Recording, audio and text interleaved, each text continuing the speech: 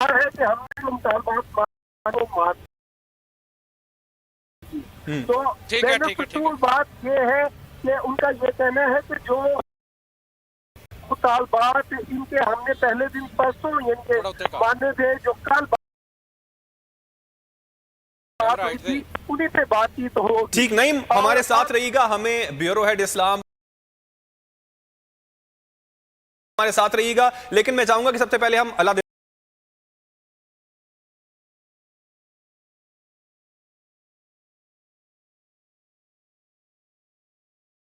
Secretariat में जमा हुए थे और गीगा की जानिब से पूरे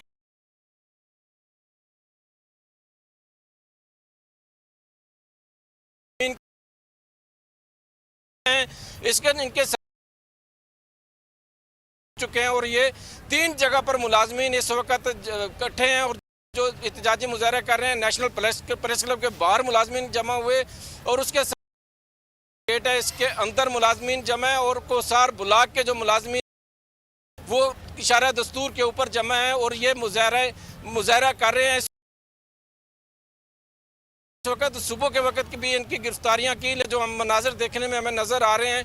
पुलिस इनके मुजाहरीन के ऊपर जो आगे बढ़ने की कोशिश करते हैं हैवी आंसू गैस की शेलिंग कर रही है, जिस वजह से उनको आगे बढ़ने से रोका जा रहा है। लेकिन इसके साथ साथ इस रेड जोन के अंदर जो पुलिस खड़ी थी और रेंजर के दस्ते खड़े हैं, उनके वो भी आंसू गैस की शेलिंग की जद में आए, चूँकि हवा का रुख तब्दील हुआ है और धुएँ आंसू गैस के जो धुएँ नज़र आ रहे हैं। और उसके साथ साथ आप देखें तो ये इस इशारा दस्तूर के साथ पंजाब बलूचिस्तान हाउस है, आगे साथ पंजाब हाउस है और उसके साथ सिंध हाउस है।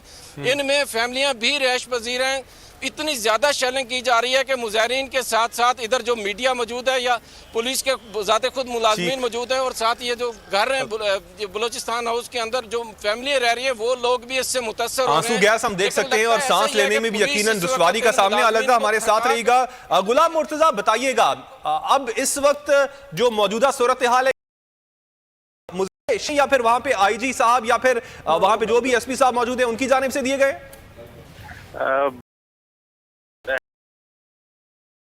जो है वो ऑनलाइन होती है और जिस तरह से वहाँ एसपी हैं, एएसपी हैं या उनके साथ जो दीगर इस साइट का सुबह से 2-3 अब वो एहतजाज के लिए इकट्ठा होना शुरू हुए, कुछ भी असेंबल हुए। लेकिन उससे पहले इन्होंने काफी इनके जो लोग थे, जो रहनुमा थे मुख्तलिफ, उनको गिरफ्तार करके थाना सेक्रेटेरिएट वहाँ मुंतकिल किया। उसके बाद फिर ये एहतजाज जो शुरू हुआ 8 बजे, उसी वक्त से ही ये थोड़ा जो सरकारी मुलाजिम का एहतजाज जो है वो वक्फे से जारी है।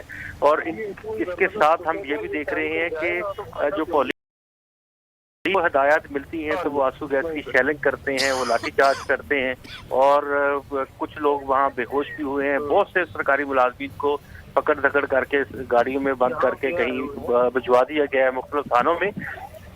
तो ये सिलसिला जो है वो कल जो मुज़ाकरात हुए थे उन मुज़ाकरात के ऊपर पूरी तरह अमल दरामद ना होने की वजह से ये सिलसिला जो है वो शुरू हुआ है। कि अगर गवर्नमेंट ऑफ पाकिस्तान के नुमाइंदों ने गुज़िश्ता रोज़ इनकी बातें ये मान ली थी कि वो इस परसेंटेज के मुताबिक जो कि यूनियन कह रही थी और ये मुलाजमीन कह रहे थे उसके मुताबिक ये कर सकेंगे। गुलाम मुर्तजा आप हमारे साथ एक आला देता, हम देख सकते हैं कि आंसू गैस जो है वहां पर मौजूद है और आपको भी खांसी हो रही है। मैं आपसे रिक्वेस्ट बल्कि करना चाहूंगा, आई नो के सहाफती जिम्मेदारियां हैं वो भी आपको अदा करनी है, लेकिन जिंदगी जो है वो बहुत इंपॉर्टेंट है। मैं चाहूंगा कि आप किसी सेफ जगह पे आप शिफ्ट हो जाएं। नईम, आपकी जानिब आना चाहूंगा, मुज़ाकरात के हवाले से कुछ आपके पास खबरें हैं? मुज़ाकरात करने का एक बार फिर से इरादा रखती है, जिस तरह की या फिर गुलाम मुर्तजा बता रहे थे कि ये पहले ही फैसला हो गया था कि इन सरकारी मुलाजमीन से आनी हाथों से निपटा जाएगा, तो आंसू गैस और शेलिंग का सिलसिला जारी रहेगा जब तक ये मुलाजमीन जो हैं वो यहां से चले नहीं जाते? देखिए, मुज़ाकरात जैसा मैं पहले बात कर रहा था कि मुज़ाकरात के लिए इन्हें बहुत टाइम दिया गया। हुकूमती टीम तकरीबन पिछले 4 माह से इनके साथ मुज़ाकरात में शामिल थी, मुज़ाकरात हो रहे थे। लेकिन जब कल मुज़ाकरात फाइनली जब मुज़ाकरात नाकाम हुए हैं, उसके बाद ये फैसला किया गया और जो हुकूमती इदारे हैं, जो वफाकी मुज़ाहिर हैं, वो गेज कर रही थी कि कितने मुजाहिरीन किस तरह से निपट सकते हैं। तो अगर आप इसको इस तरह कहें कि ये जो पीडीएम का लॉन्ग मार्च है उसकी रिहर्सल की जा रही है हुकूमत की जानिब से, तो ये बेजा ना होगा। वफाकी वज़ीर दाखिला की जानिब से ये कहा गया है, उनकी जानिब से ये उन्होंने ये अपने तौर पे ये कोशिश की कि मुज़ाकरात कामयाब हो, लेकिन जब मुज़ाकरात कामयाब नहीं हुए तो उन्होंने पुलिस को, जिले इंतजामिया को ये हुक्म दिया, उनकी जानिब से ये ऑर्डर किया गया कि जो मुजाहिरीन है उनको इस्लामाबाद में कहीं, और यही वजह है कि इस वक्त भी जब हम सुबह से लेके तकरीबन 4:45 हो रहे हैं, सुबह 10 बजे ये भीड़।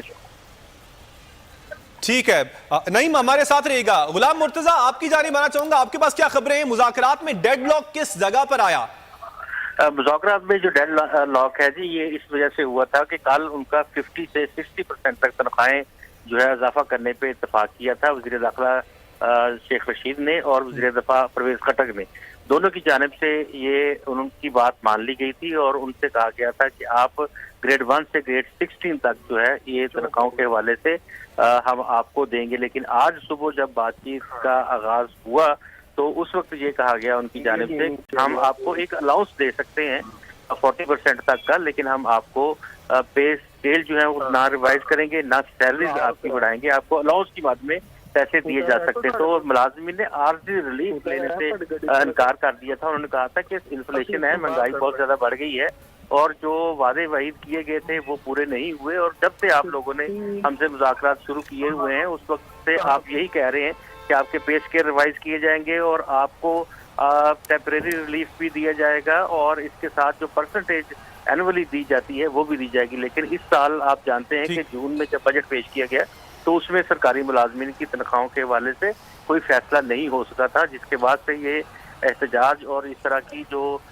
थी ये जारी थी। ठीक है, गुलाम मुर्तजा हमारे साथ रहिएगा। अलविदा, आपसे जानना चाहूंगा, ट्रैफिक के वहां पर इस्लामाबाद में शदीद मुश्किलात का सामना है इस्लामाबाद के शहरियों को, खास तौर पे इत्तलात है ये कश्मीर हाईवे जो है उसको ब्लॉक कर दिया गया है, मेन रोड है जो कि कनेक्ट करती है इस्लामाबाद को। इस हवाले से बताइएगा क्या मुतबादिल रूट भी दिया गया है? दूसरा आपसे ये भी पूछना चाहूंगा, आंसू गैस के शेल फायर किए गए हैं, इस हवाले से भी इत्तलात थी कि बहुत से जो सरकारी मुलाजमीन हैं वो बेहोश भी हुए हैं, अस्पताल उनको मुंतकिल कर दिया गया है।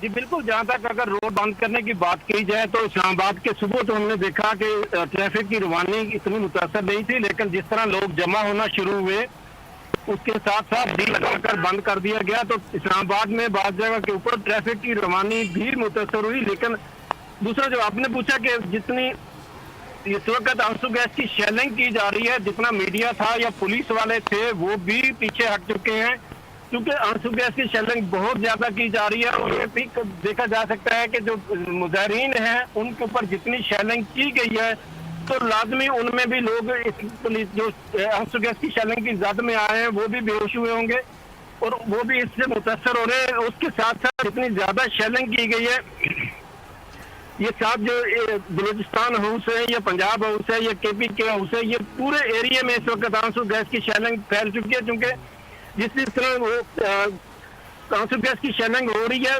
मुतासर जो मुजाहिरीन है उनके साथ साथ जो हवा के साथ ये गैस फैलती है, पूरे इलाके में इस वक्त जो आंसू गैस की शेलिंग फैल चुकी है और इधर रुकना मुश्किल हो गया। पुलिस की जानिब से बहुत ज्यादा फायरिंग इसी वजह से की गई क्योंकि मुजाहिरीन जो आगे बढ़ने की कोशिश कर रहे थे, एक तो उनको रोकने के लिए और दूसरा जो मुजाहिरीन जितने जमा हुए, ठीक है, जो बेहोश हुए उनके बारे से पूछूंगा। लेकिन इस वक्त जो आप बता रहे हैं कि जब शेल फायर किए गए हवा का रुख बदला, ना सिर्फ उससे जो पुलिस और रेंजर्स के एहलकार वहां पर मौजूद थे वो मुतासर हुए, बल्कि आगे पीछे दफातर में जो लोग मौजूद हैं, जहां पर घरों में लोग मौजूद हैं, वो भी इस आंसू गैस की वजह से मुतासर हो रहे हैं। फैसल साहब, अब जिस तरह हुकूमत डील कर रही है इन सरकारी मुलाजमीन को, आप समझते हैं कि हुकूमत की जो डीलिंग है वो उनसे एक पॉलिटिकल वर्कर के तौर, जिस तरह पॉलिटिकल वर्कर्स को इससे पहले हुकूमतें डील करती रही, वैसे ही कुछ डील करने की कोशिश की जा रही है हुकूमत की जानिब से इन सरकारी एहलकारों को भी? देखिए, एक तो मौजूदा पीटीआई की हुकूमत का नैरेटिव ये है, वो ये समझते हैं कि सरकारी मुलाजमीन के अंदर अक्सरियत मुस्लिम लीग नून और पाकिस्तान पीपल्स पार्टी की है। वो ब्यूरोक्रेसी हमें काम करने नहीं देती, वो उससे मुख्तलिफ़ किस्म के तरीक़ेकार निकालते रहते हैं लोगों को निकालने के, और दीगर चीज़ें ऐसी वो समझते हैं कि ब्यूरोक्रेसी जो है वो स्टेट ब्यूरोक्रेसी नहीं है, पॉलिटिकल ब्यूरोक्रेसी, और जिसमें कुछ सच्चाई भी है। ब्यूरोक्रेसी जो है वो पॉलिटिकल ब्यूरोक्रेसी है, वो इस्तेमाल भी हो रहे होंगे सारी चीज़ें, लेकिन तमाम चीज़ों के बावजूद हुकूमत की फिर रिस्पॉन्सिबिलिटी होती है कि वो बैठकर बात करें और मसले का हल निकालें। अभी जो तासुर आ रहा है वो ये है कि जैसे मुलाजमीन का जो नुमाइंदा वफ्द है उसके साथ डॉज हो गया है हुकूमत की जानिब से, बात कुछ और की और बाद में हुकूमत ने वो मानने से इनकार कर दिया, जिसकी बुनियाद के ऊपर ये तमाम चीज़ें हो रही हैं। हुकूमत को तो बड़ेपन का मुजाहरा करते हुए रास्ता निकालना चाहिए था। तीसरा पॉइंट जो ये है वो ये कि शेख रशीद एज ए वज़ीर दाखिला रिहर्सल का पैगाम दे रहे हैं कि अच्छा ठीक है, ये पॉलिटिकल वर्कर हैं, सरकारी मुलाजमीन भी है, पॉलिटिकल वर्कर भी हैं, हम रिहर्सल कर रहे हैं, आए जी अपोजिशन वाले आए, जरा इस्लामाबाद पहुंचे तो हम ये आपके साथ अशर नशर करेंगे। तो अगर ये रिहर्सल तो भी गलत बात है कि आप जो है वो इस तरह का तासुर पैदा करने की कोशिश कर रहे हैं। दोनों तीनों सूरतों के अंदर ये चीज ठीक नहीं है। फौरी तौर पर डायलॉग के अमल को शुरू करें दोबारा, और इसको एक ऐसे पॉजिटिव वे के अंदर खत्म हो कि वो एक साथ आपके साथ बैठ के आपका शुक्रिया अदा करें और एक पॉजिटिव कंक्लूड जो है वो इस मामले का होना चाहिए, कंक्लूजन। ठीक है गुलाम मुर्तजा, जिस तरह के इससे पहले भी फैसल साहब ने कहा कि पहली बार ही ऐसा हुआ है कि सरकारी मुलाजमीन की तनख्वाहों में इजाफा नहीं किया गया है, क्या यह भी पहली मर्तबा हो रहा है कि सरकारी मुलाजमीन जो हैं उनकी जानिब से एहतजाज किया गया है, या फिर इससे पहले भी सरकारी मुलाजमीन, खास तौर पर डी चौक की बात करना चाहूंगा, यहां पर एहतजाज के लिए पहुंचे हैं? ये सरकारी मुलाजिम जो हैं वो एहतजाज के लिए नहीं पहुंचे, बल्कि इससे पहले एहतजाज कर चुकी है। जो ऑल पाकिस्तान क्लर्क एसोसिएशन है में आए थे, वो भी यहाँ पे एहतजाज कर चुके हैं, और उससे पहले पिम्स के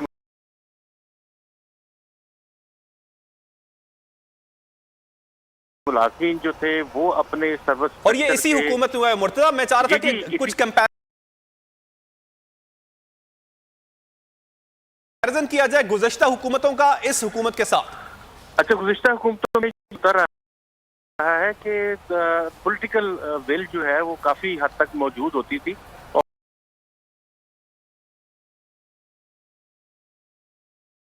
और कोई इस तरह के जब भी मामला पाकिस्तान पीपल्स पार्टी के दौर को देख लें या पाकिस्तान मुस्लिम लीग नवाज के दौर को देख लें, तो होता ये था कि जब मुलाजमीन आते रहे हैं अपने एहतजाज के लिए, अपनी बात मनवाने के लिए, क्लर्क्स भी आते रहे हैं और सेक्रेटेरिएट के मुलाजमीन भी आते रहे हैं, तो उनको उनके साथ बैठ के फार्म और तफहीम के साथ 10%, 15% या बेसिक स्केल में कुछ इजाफा वो करके उनको चुप करवाया जाता रहा है।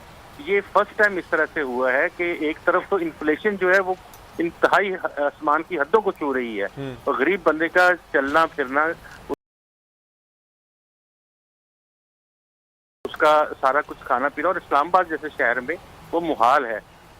इस वजह से मुलाजमी जो हैं वो बहुत ज्यादा तंग थे और बार बार दरख्वास्त कर रहे थे गवर्नमेंट से, लेटर्स लिख रहे थे, बातचीत चल रही थी। उससे 6 महीने से 7 महीने से ये अमल जारी है, लेकिन इसको उस तरह से सीरियस नहीं लिया गया, जिसकी वजह से आज अभी उन्होंने एपका से भी किसी को इनके एहतजाज को जो है वो शामिल हो, वो ज्वाइन करें। अब अच्छा मुर्तजा, एक और सवाल उठता है कि ये सरकारी मुलाजमीन है ना, पॉलिटिकल मोटिवेटेड तो नहीं है ये मुलाजमीन?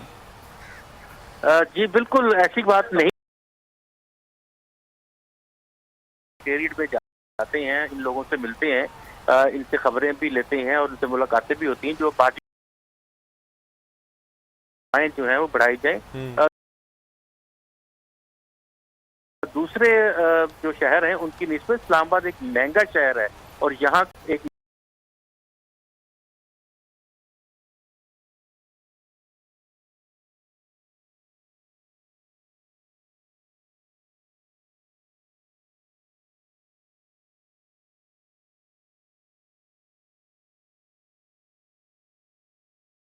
नॉर्मल 2 कमरों का जो घर अगर किराए पे लेना हो तो कम से कम 25 से 30 हजार रुपए के दरमियान नॉर्मल सा एक घर, जो 25-50 का 2 कमरों का घर होगा, एक पोर्शन वो मिलता है। तो अगर किसी की सैलरी, जो मुलाजमीन है उनकी सैलरी 50, 60, 70 हजार से ज्यादा की बहुत कम ही होती है, तो वो उसमें कहाँ से खाएंगे, कहाँ से वो मैनेज करेंगे। और दूसरा इन्फ्लेशन। अच्छा गुलाम मुर्तजा, एक और चीज आपसे पूछना चाहूंगा, ये जो सरकारी मुलाजमीन मौजूद हैं किसी की सरपरस्ती में मौजूद हैं, इनकी कोई हेड्स हैं जिनकी सरपरस्ती में मौजूद हैं, किस तरह ये चल रहे हैं? देखें, ये इनकी जो यूनियन है सरकारी मुलाजमीन की, और उसका जिस तरह से मैंने बताया कि 6-7 लोग इनके रहनुमा थे, उनको तो सुबह रात ही गिरफ्तार कर लिया गया, रोजाना के वक्त उनको घर से उठा लिया गया। अब ये जो आपको बेहंगम चीजें नजर आ रही हैं, इसमें ये भी है कि वो जो मुलाजमीन के ये जो रहनुमा थे वो तो बैठाए हुए हैं, थाना सेक्रेटेरिएट में बंद कर दिए गए हैं। अब वो किसकी बात सुनेंगे? अगर इस तरह तो मुज़ाकरात के तो सवाल ही पर मुज़ाकरात किससे करेंगे? मुज़ाकरात देखिए, मुज़ाकरात तो गवर्नमेंट को आगे बढ़ना होगा। रियासत माँ होती है और गवर्नमेंट जो है वो अपनी पॉलिसी इंप्लीमेंट करने के लिए या अपनी मजबूरी बताने के लिए, तो वो कोई पॉलिटिकल, जिस तरह से ये बड़ा विजडम के साथ चाह रहे थे, गवर्नमेंट ने पॉलिटिकल जो वर्कर्स रहे हैं, स्टूडेंट यूनियन टू कैबिनेट वो रहे हैं, शेख रशीद साहब और परवेज खट्टर साहब, तो उनको शामिल किया था।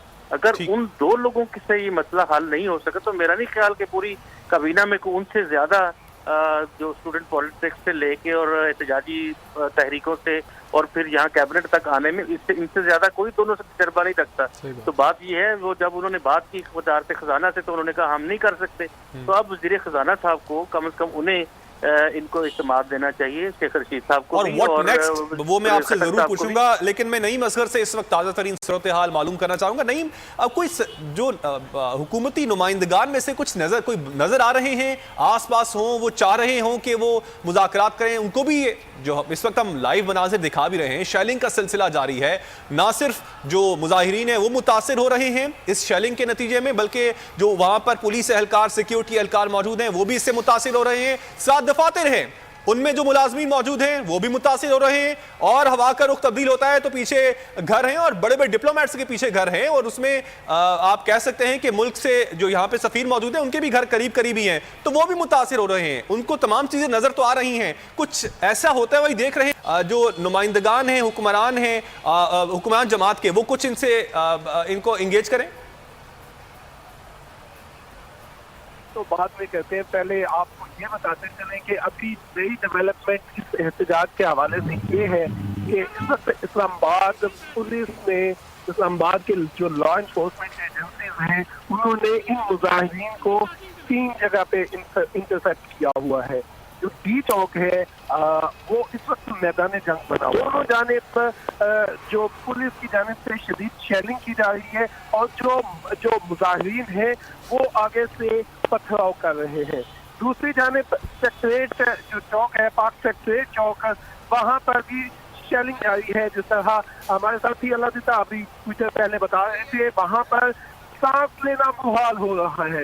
उस जगह पे खुले आसमान के तले सांस लेना मुहाल है। इसी तरह जो दूसरा संसार कम्प्लेक्स है वहाँ पर भी अब आपको इसमें नई डेवलपमेंट ये है कि जो शहर से जो काफिले मुलाजिम के आने थे वो भी इस्लामाबाद पहुंचना शुरू हो गए हैं। अब से कुछ देर पहले लाहौर का काफिला जिसमें काफी दर्जनों गाड़ियां थी वो इस्लामाबाद में दाखिल हुआ है, प्रेस क्लब तक पहुंच चुका है, और वो मुलाजिम भी अब इनके साथ मिलने जा रहे हैं। तो ये तादाद बढ़ती जा रही है, और जो नए साथी इनके साथ आते हैं उनका हौसला बुलंद होता जा रहा है।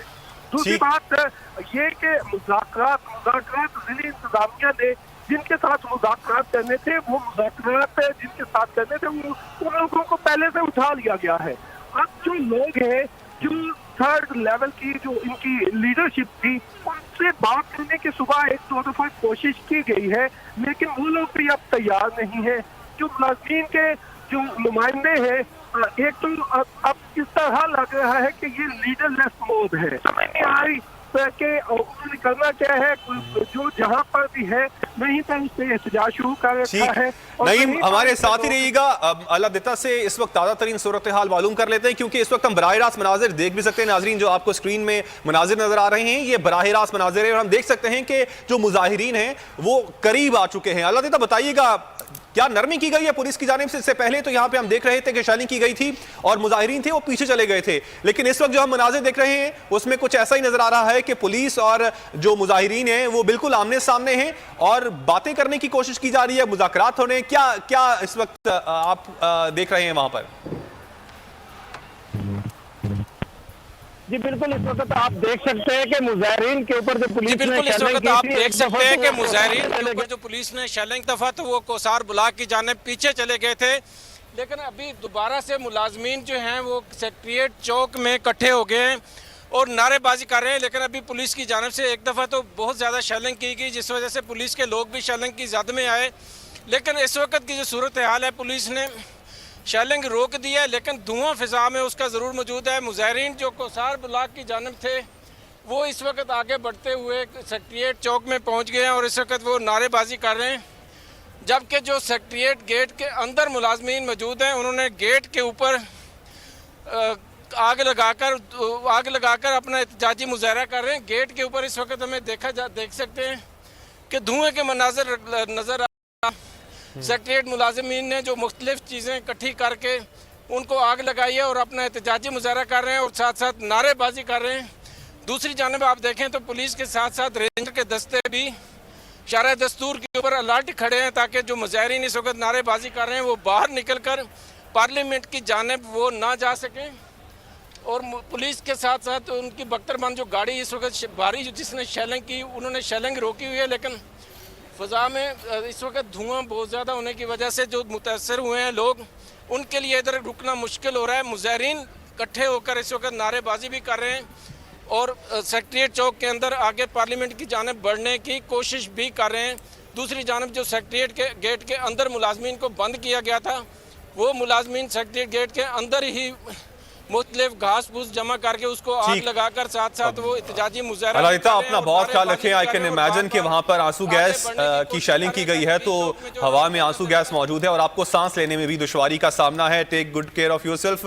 फैसल साहब, अब इस वक्त जो करंट सिचुएशन है, आप समझते नहीं है कि हुकूमत खुद से मामलात को बिगाड़ने की कोशिश कर रही है, पांव पे खुद ही कुल्हाड़ी मार रही है? पीडीएम की तहरीक थी, वो इतनी जांबर साबित नहीं हो पाई। अगर इसके साथ अभी यहाँ पे कोई हादसा हो जाता है, किसी की खुदा न खास्ता जान चली जाती है, यहाँ पे अगर पॉलिटिकली जो जमातें हैं, पॉलिटिकल जमातें हैं, वो भी इनके साथ शरीक हो जाती हैं, तब तो ये मामलात मजीद खराब हो जाएंगे।